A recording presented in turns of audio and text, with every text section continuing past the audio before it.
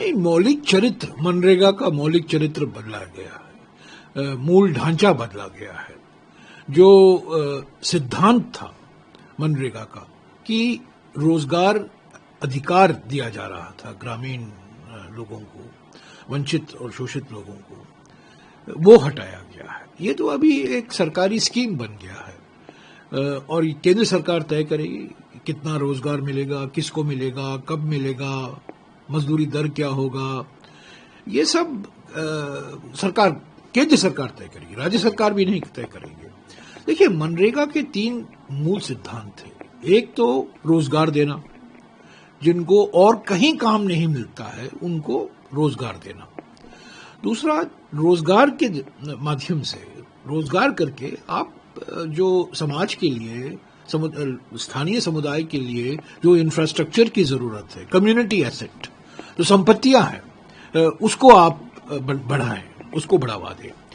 दूसरा, ये मजदूरी दर का स्तर आपको यहां पर हो ताकि आपको एक आजीविका मिलती है और आपके जीवन में कुछ लाइवलीहुड भी मिलता है ना। जो मिनिमम वेज है वो गारंटी है। रोजगार गारंटी था, ये गारंटी था। आपको 15, जब आप काम मांग रहे हैं 15 दिन के अंदर आपको काम मिलेगा, ये कानून में लिखा है। और तीसरी बात, ग्राम पंचायत तय करते थे ना क्या क्या काम होना चाहिए। सड़क बनने चाहिए, क्या तालाब पुनर्जीवित करने चाहिए, क्या आंगनवाड़ी सेंटर खोलने चाहिए, क्या क्या चाहिए, तो ये ग्राम पंचायत तय करती थी। अब तो कहां रोजगार, कब रोजगार, किसको रोजगार, ये सब केंद्र सरकार तय करेगी। तो सिर्फ ये नाम नहीं बदला गया है, ये काम भी बदला गया है, मूल सिद्धांत बदले गए हैं। तो इसीलिए हम इसका विरोध कर रहे हैं। 20 साल पहले मनरेगा बनाया गया था, 1 साल लगा उसको, उस पर विचार विमर्श हुआ, मसौदे पर स्थायी समिति को गई। स्थायी समिति की अध्यक्षता कल्याण सिंह जी कर रहे थे, उत्तर प्रदेश के पूर्व मुख्यमंत्री, बीजेपी के सांसद थे। उन्होंने 4-4.5 महीने लगाए, उसके अंदर उन्होंने रिपोर्ट दिया और रिपोर्ट के जो सिफारिशें थी सब शामिल किए गए और अंत में अगस्त 2005 में ये विधेयक पारित किया गया और कानून बना। तो ये तो एक परिवर्तनकारी कानून था, एक क्रांतिकारी कानून था। रोजगार का हक दिया, ग्राम पंचायतों को सशक्त बनाया और सारे लोग जो इस पर, जिनको काम मिला, वो अनुसूचित जाति, अनुसूचित जनजाति, पिछड़े वर्ग, महिला, बुजुर्गों और जिनको कहीं काम नहीं मिल पाता था उनको काम मिला है। और ये ग्रामीण भारत का जो चरित्र है, चेहरा जो है, बिल्कुल बदला है, इस पर कोई शक नहीं है। दुनिया भर के सारी संस्थाएं हैं, हमारे देश की संस्थाएं हैं। मेरे पास ये रिपोर्ट है 2012 में 150 जो विश्लेषण किया गया था, 150 स्टडीज प्रकाशित किए गए थे, उसका ये एक समीक्षा डॉक्टर मनमोहन सिंह ने इसका विमोचन भी किया था 14 जुलाई 2012 को। तो सीएजी का भी एक रिपोर्ट आया। सीएजी को जब मैं ग्रामीण विकास मंत्री था, मैंने सीएजी से कहा, तब सीएजी की चर्चा बहुत हो रही थी, तो मैं सीओजी को गया, विनोद राय सीएजी थे, मैंने कहा आप देखिए, हम इससे डरते नहीं है, पूरी पारदर्शिता चाहिए, आप बताइए। उन्होंने विश्लेषण किया, 7-8 महीने सीएजी का रिपोर्ट भी इसमें जिक्र किया गया है। तो ये इनको नफरत है महात्मा गांधी के नाम से, इनको नफरत है जो कोई कानून कांग्रेस के जमाने में बनाया गया था उससे नफरत है। और मुझे समझ में नहीं आता जल्दबाजी क्यों की। हमने भी परिवर्तन लाए, ऐसा नहीं है, कानून था पर रूल्स में हमने कुछ काफी परिवर्तन किए। 2006 के बाद 2008 में परिवर्तन हुआ, मनरेगा 2.0 आया 2012 में, 2011-12 में, पर हमने विचार विमर्श की, सबसे बातचीत की, स्वयं सेविका संस्थाओं से बात की, सबसे बड़ी बात राज्य सरकारों से हमने बात की। ये जो अभी नया कानून बना है वीबीजी राम जी, राज्यों से बातचीत नहीं हुई है। राज्य सरकारों की जो वित्तीय स्थिति है वो बिल्कुल और भी बिगड़ी जाएगी। 90-10 जो फॉर्मूला हुआ करता था 90% खर्चा केंद्र सरकार की जिम्मेदारी और 10% राज्य सरकार है, वो 60-40 हो गया है। कौन सी ऐसी राज्य सरकार है? बीजेपी की राज्य सरकार इससे नाखुश है, चिंतित है। तो बिना कोई मशवरे के बुलडोजर चलाया गया पार्लियामेंट। सोनिया जी ने कहा, सही कहा, सोनिया जी ने कहा कि ये बुलडोजर चलाया गया है पार्लियामेंट के बाहर तो चलाते ही हैं, पर पार्लियामेंट के अंदर बुलडोजर चलाना ये भी एक विशेष इनकी उपलब्धि है कि पहली बार इन्होंने ऐसा बुलडोजर चलाया। और 2 दिन के अंदर इतना बड़ा कानून, इतना मौलिक चरित्र जो बदला गया है, मूल ढांचे जो बदले गए हैं, सिद्धांत बदले गए हैं, संविधान का नजरअंदाज किया गया है, और जो 20 साल का अनुभव है, अगर आप कुछ बदलाव लाना चाहते हैं उस पर विचार कीजिए। हम इससे ऐसा हम नहीं कहते कि जो एक्सपीरियंस है आपका उसको और बेहतर बनाने के लिए, क्रियान्वयन के लिए क्या कदम लेने चाहिए, बातचीत कीजिए, ड्राफ्ट मसौदा तैयार कीजिए, राज्यों से बातचीत कीजिए, राजनीतिक दलों से बात कीजिए, स्वयंसेवी संस्थाओं से बात कीजिए। ये जबरदस्ती। और जब सर्वदलीय बैठक हुई थी 30 नवंबर को, राजनाथ सिंह जी ने अध्यक्षता में बैठक थी, जब उन्होंने कहा था इस सेशन का एजेंडा क्या होगा, 13 ऐसे विधेयक उन्होंने बात की कि ये 13 विधेयक हम पारित करेंगे, उसमें इसका जिक्र ही नहीं है। तो अचानक आखिरी 2 दिन में ये बुलडोजर चलाया इन्होंने। सर क्या वजह लगती है? आप कह रहे हैं कि इसके पीछे नफरत है, तो नफरत से हो रहा है या कोई और भी? नहीं, नफरत है। पहले तो रविंद्रनाथ टैगोर से नफरत है, उनका अपमान किया इस सत्र में। बाद में पंडित जी जवाहरलाल नेहरू को तो नफरत होता ही रहता है, उनके खिलाफ उनको बदनाम करके ये दिन खत्म नहीं कर सकते। हर रोज, वो तो रोजाना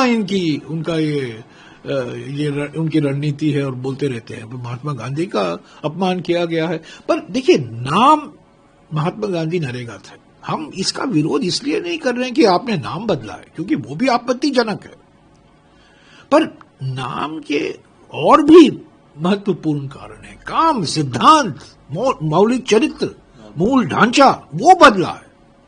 मकसद क्या, आप करना क्या चाहते हैं? और किसी से बातचीत नहीं। क्या तानाशाही है ये तानाशाही का सबसे प्रभावशाली मिसाल है। तानाशाही है और क्या नहीं है। मैं तय करूंगा और 2 दिन के अंदर, और प्रधानमंत्री खुद दिल्ली में नहीं है, 2 दिन के अंदर इसको पास करो। मैंने कितनी बार कहा, मंत्रियों से कहा, संसदीय कार्य से मंत्री को, चेयरमैन से कहा, स्पीकर से कहा, इसको समिति में भेजिए, 1 महीने का समय दीजिए, विश्लेषण हो, इस पर अध्ययन हो, इस पर बातचीत हो स्टैंडिंग कमेटी में। अगर आप स्टैंडिंग कमेटी नहीं चाहते हैं तो आप एक विशेष समिति बिठाइए, आपके ही सांसद उसमें, उनका बहुमत होगा। क्यों आप भाग रहे हैं इससे? क्यों विचार विमर्श से बात कर रहे हैं? राज्यों से बात कीजिए, अलग अलग विशेषज्ञों से बात कीजिए। कुछ नहीं किया, बस आज ही करना है लोकसभा में, और 1 दिन बाद आज ही करना है राज्यसभा में। संशोधन लाने का समय तक नहीं हमें मिला। 1 घंटे का समय दिया, 1 घंटे के अंदर आप संशोधन पेश करो। अरे 60 पेज 70 पेज का कानून है और 1 घंटे के अंदर आप संशोधन दोगे? ये कैसे असंभव है? तो मकसद तो बिल्कुल साफ था, जबरदस्ती इसको पारित करना। ऐसा सरकार क्यों करेगी सर? जब उसको आप कह रहे हैं कि मैं क्या कह सकता हूँ, मैं क्या, जैसा कि मैंने कहा, तानाशाही है ये। तो हमारे प्रधानमंत्री का डीएनए है, जबरदस्ती, माई वे या हाईवे, जो मैं चाहता हूं वही होगा। तो विपक्ष होने देगा? देखिए, जो हमने तो मुद्दे उठाए, सवाल उठाए, हमने डिबेट में हमने हिस्सा लिया, आपत्तियां जताई। ये सब हमारी जो चिंता है, हमारी जो आपत्तियां हैं, उसको हमने विस्तार से रखा। हमारे वक्ताओं ने लोकसभा में, राज्यसभा में। अभी देखिए 27 तारीख को कांग्रेस वर्किंग कमेटी की बैठक होने वाली है, उस पर इसको लेकर क्या जन आंदोलन की शुरुआत होगी, उस पर हम विचार विमर्श करेंगे और कुछ ना कुछ एक्शन प्लान तो निकलेगा। बिल्कुल सारे देशों सारे राज्यों में निकाल, ये नेशनल राष्ट्रीय स्तर पर होगा। सारे पीसीसी इसमें शामिल होंगे, डीसीसी शामिल होंगे। ये हमारे लिए बहुत बड़ा मुद्दा है। नाम बदलाव को लेकर नहीं, पर आप एक मौलिक चेहरा ही आपने बदल दिया, तो सिद्धांत है और ये कानूनी हक है। पहले तो आरटीआई आपने बदल दिया, अभी मनरेगा को आपने खत्म किया, वन अधिकार अधिनियम को खत्म करोगे, खाद्य सुरक्षा कानून को खत्म करोगे, भूमि अधिग्रहण कानून को खत्म करोगे। तो उसको लेकर मनरेगा को, देखिए कानूनी हक जो ग्रामीण भारतवासी को मिला था, कानूनी हक, वो छीना गया है, संवैधानिक हक छीना गया है। और अब सारी जिम्मेदारी केंद्र सरकार की होगी। जैसा कि मैंने कहा, रोजगार कब होगा, कहां मिलेगा, क्या करोगे, कब करोगे, कौन करेगा, ये सब फैसला केंद्र सरकार करेगी। ये भयंकर तरीके का केंद्रीकरण है। एक तरफ प्रधानमंत्री बोलते हैं ग्राम पंचायत ग्राम पंचायत ग्राम पंचायत विकेंद्रीकरण, पर करते क्या है? उनकी करनी और कथनी में जमीन आसमान का फर्क है। सर, मिसेस गांधी का, सोनिया गांधी जो है यूपीए की चेयरपर्सन भी थी और अपना ये आप कहते हैं कि बड़ा उनका ड्रीम प्रोजेक्ट्स में आरटीआई और ये सब नहीं, पहली बार देखिए, गांधी भी कह रहे हैं कि इसको हम 10 पूरी करेंगे, वापस लिया जाए कानून। उस 12 आप लोगों के एजेंडा में है क्या? नहीं, 10 अप्रैल 2002 को 15 कांग्रेस के मुख्यमंत्री थे, गुवाहाटी में 2 दिन की बैठक हुई। विलासराव देशमुख ने एक प्रेजेंटेशन दिया, महाराष्ट्र के मुख्यमंत्री थे, उन्होंने प्रेजेंटेशन दिया कि महाराष्ट्र में 1978 से एम्प्लॉयमेंट गारंटी स्कीम लागू हुआ है। इस पर खूब बातचीत हुई। तो अनाज का भंडार बढ़ रहा था, 2002 की बात मैं कर रहा हूं। तो किस तरह से अनाज के भंडार का और बेहतर उपयोग हो सकता है? तो food for work, Atal Bihari Vajpayee ji के जमाने में फूड फॉर वर्क कार्यक्रम शुरू किया गया। तो उस संदर्भ में हमने कहा राइट टू वर्क होना चाहिए। फूड फॉर वर्क तो ठीक है क्योंकि अनाज का भंडार बड़ा है, फूड फॉर वर्क है, पर राइट टू वर्क होना चाहिए। तो ये बात पहली बार अप्रैल 2002 में गुवाहाटी, हमारा एक 9 सूत्री प्रस्ताव था जो हमने अपनाया गुवाहाटी में मुख्यमंत्रियों ने। उसके बाद हमारे घोषणा पत्र में शामिल हुआ अप्रैल मार्च 2004 में, लोकसभा चुनाव के पहले। इंडिया शाइनिंग एक तरफ से और दूसरे तरफ से हमारा वादा था कि हम रोजगार गारंटी कानून लाएंगे। उसके बाद में हमारे यूपीए 1 की जो कॉमन मिनिमम प्रोग्राम था उसमें शामिल किया गया। तब एक ड्राफ्ट मसौदा तैयार किया गया, सभी देश भर में इस पर चर्चा हुई, स्थायी समिति को गई, कल्याण सिंह जी की स्थायी समिति को अध्यक्ष थे तब। आपको 2004 में इसी के ऊपर लोगों ने वोट 2004, हाँ बिल्कुल नहीं, माने कई कारण थे, एक महत्वपूर्ण कारण था। तो और 2004 के 13 महीने लगे, 13 महीने। यहां तो सिर्फ 2 दिन में आपने उसको हटा दिया है। वीबी जीराम जी 2 दिन लगे आपको लाने में। ये तत्काल सर्विस ये सही नहीं है, ये सुशासन नहीं है, ये लोकतांत्रिक शासन नहीं है, ये तत्काल तानाशाही है। सर, इस सब्जेक्ट पे सर मैं आपसे आखिरी सवाल पूछना चाहूंगा। राहुल गांधी कह रहे हैं कि हम जिस तरीके से पहले कानूनों को वापस लिया गया वैसे ही इस कानून को वापस लिया जाए, हम इस चीज को देखिए, 3 कृषि के 3 काले कानून पारित किए गए थे सितंबर 2020 को। 14 महीने के अंदर प्रधानमंत्री को मजबूरी में उनको वापस लेना पड़ा। किसान संगठनों ने आंदोलन, सड़कों पर आए, 700 लोग शहीद हुए, 700 किसान की मौत हुई, शहादत हुई इन 14 महीने के अंदर। और अंत में 19 नवंबर 2021 को प्रधानमंत्री ने इन 3 काले कृषि कानून को वापस लिया। ऐसा ही आंदोलन अभी उसकी जरूरत है। कोशिश होगी, 27 तारीख को इस पर बातचीत होगी, पर हम पीछे हटेंगे नहीं। ये बड़ी चुनौती है हमारे लिए, ये राजनीतिक चुनौती है और लोगों के लिए भी खतरा है। राइट टू वर्क छीना गया है, संवैधानिक हक छीना गया है,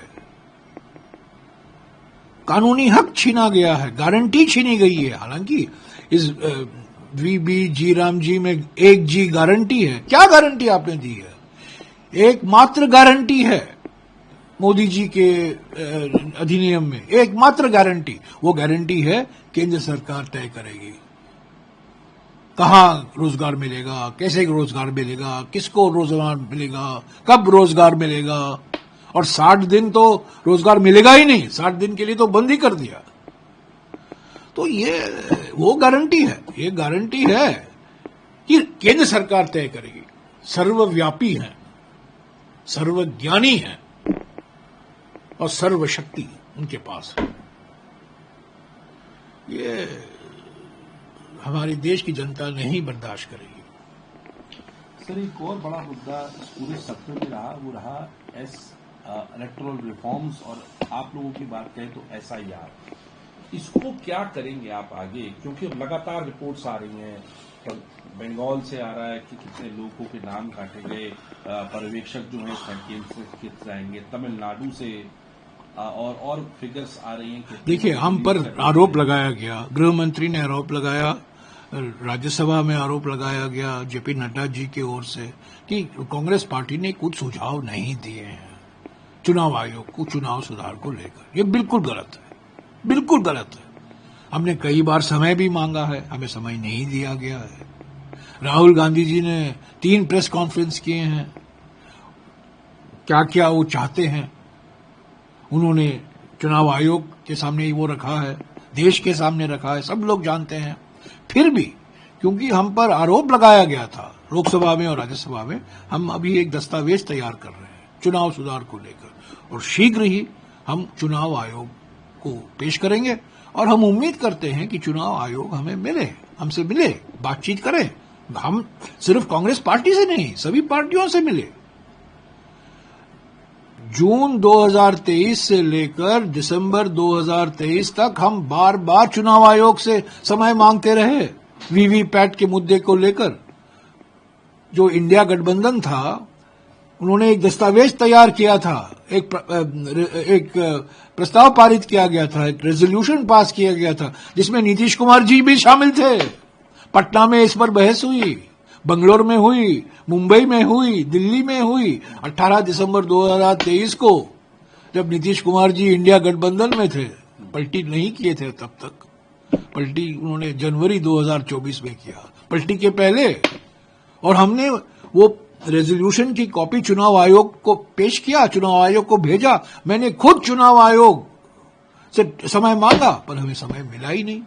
और कहते हैं कि आपने कुछ कहा नहीं चुनाव आयोग को। हमने सीधे मांग किए हैं, 1 2 3 4 5। राहुल गांधी जी ने कहा है, इंडिया गठबंधन ने कहा है, तब हमसे मिलते ही नहीं है।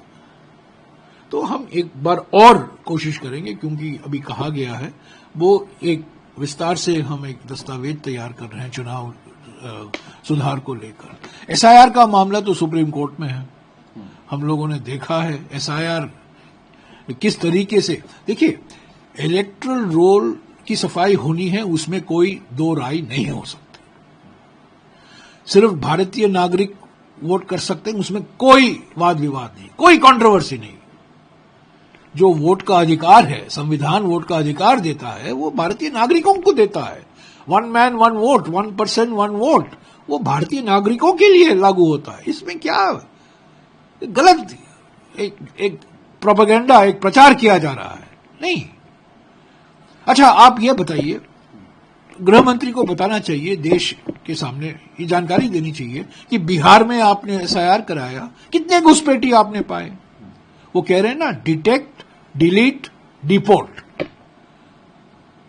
आपने कितने डिटेक्ट किए, आपने कितने डिलीट किए, आपने कितने डिपोर्ट किए?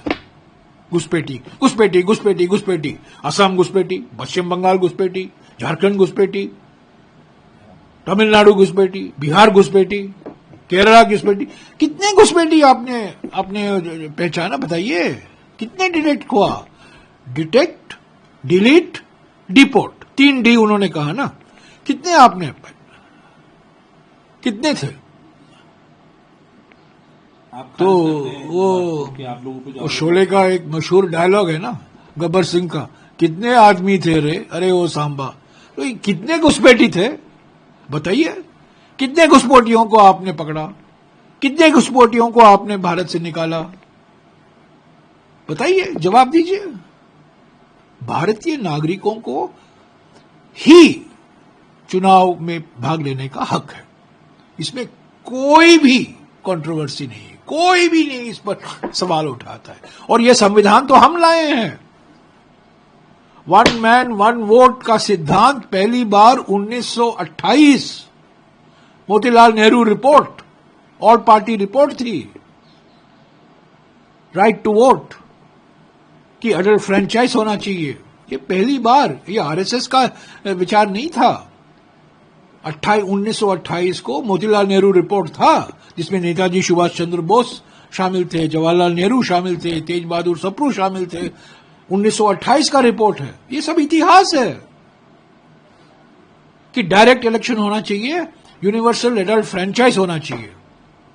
और जो अनुच्छेद 326 बना, 326 बना हमारे संविधान में, हमारा संविधान में आर्टिकल 326 जो बना, यूनिवर्सल एडल्ट फ्रेंचाइज जो कहता है, वो कांग्रेस पार्टी की वजह से आया है, आरएसएस की वजह से थोड़ी आया, हिंदू महासभा की वजह से थोड़ी आया।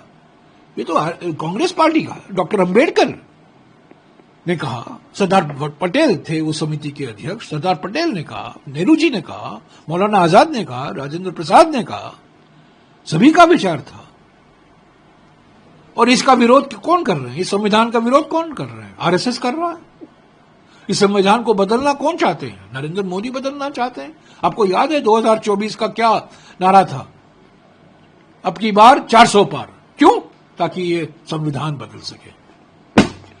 तो ये इलेक्टोरल रोल को लेकर हम दस्तावेज तैयार करेंगे, चुनाव आयोग से समय मांगेंगे। और देखिए, जिस तरीके से चुनाव हो रहे हैं, जिस तरीके से एक संवैधानिक संस्था, इलेक्शन कमीशन एक संवैधानिक संस्था है, हम सम्मान करते हैं, उनकी संवैधानिक जिम्मेदारी है, उनका संवैधानिक दायित्व भी है। पर जिस तरीके से इस इलेक्शन कमीशन को आप एक गृह मंत्रालय और प्रधानमंत्री कार्यालय की संस्था बना दिए हैं, ये नामुमकिन है। चुनाव से पहले आप लोग पूरी एक्सरसाइज करेंगे? करते ही रहेंगे। 5 बड़ी विधानसभा। हाँ, करते रहेंगे। चुनाव पश्चिम बंगाल में प्रधानमंत्री ने कहा कि बिहार तो झांकी है, और बिहार हो गया, पश्चिम बंगाल हमारा होगा, असम पे पहले ही वो तो, और बाकी जगहों पर प्रधानमंत्री तो बहुत कुछ कहते रहते हैं, पर ठीक है, जो करना है हम करेंगे। इलेक्टोरल बॉन्ड्स पे भी आपको दिक्कत नहीं है? अभी जो ताजा फिगर्स आई है सामने, हाँ, जो ताजा फिगर्स आ अरे इलेक्टोरल बॉन्ड किसने कहा? सुप्रीम कोर्ट ने ही तो कहा। ईडी, सीबीआई, इनकम टैक्स का दुरुइस्तेमाल करके इन्होंने इलेक्टोरल बॉन्ड निकाला, जिनके उनको रेड करो या रेड की धमकी दो, तब वो कंपनी आपको इलेक्टोरल बॉन्ड देती है। और जब इलेक्टोरल बॉन्ड देते हैं और खरीदते हैं तो उनके खिलाफ कोई कार्रवाई नहीं होती। और इसका सबसे बड़ा फायदा किसको मिला? इलेक्टोरल बॉन्ड का फायदा बीजेपी को तो मिला है ना। 80%।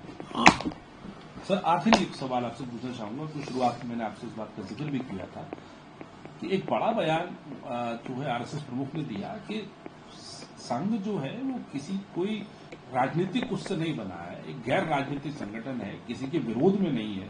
संघ को समझने के लिए संघ में आना पड़ेगा। पश्चिम बंगाल में जाकर बयान दिया। 1925 में किस मकसद से आरएसएस बना था?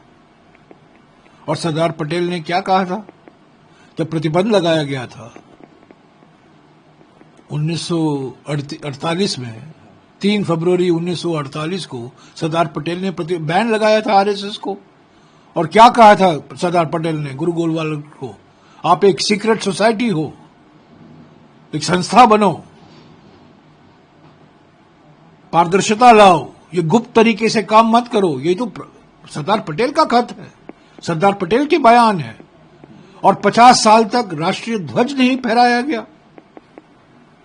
50 साल राष्ट्रीय ध्वज नहीं फहराया गया नागपुर में, इनके हेडक्वार्टर्स पर नेशनल फ्लैग नहीं फहराया गया। पुतले जलाए गए 30 नवंबर 1949 को। ये संविधान जो अपनाया गया 26 नवंबर 1949, 3-4 दिन के अंदर रामलीला मैदान में अंबेडकर के पुतले, पटेल साहब के पुतले, जवाहरलाल नेहरू के पुतले, महात्मा गांधी के पुतले।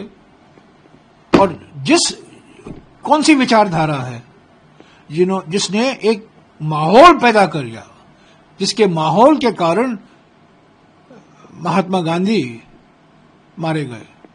कौन सी वो संस्था थी, कौन सी विचारधारा थी? और आज भी एक सांसद हैं, पश्चिम बंगाल के सांसद, बीजेपी के सांसद, जो कलकत्ता हाई कोर्ट के जज हुआ करते थे। उनसे पूछा गया 1 साल पहले, कुछ महीने पहले उनसे पूछा गया, गांधी या गोडसे, आपका क्या विचार है, गांधी या गोडसे? वो कहते हैं मुझे सोचना पड़ेगा। और ये बीजेपी के सांसद, आज लोकसभा के सांसद हैं, वो उनको टिकट दिया, वो जीते, जितवाया गया उनको, और वो कह नहीं सकते गांधी या गोडसे। किसी व्यक्ति, हाँ सोचना पड़ रहा है। हाँ, वो कहते हैं, उनका जवाब है सोचना पड़ेगा। और ऐसे लोग राष्ट्रवाद के सर्टिफिकेट बांटने में लगे हुए हैं।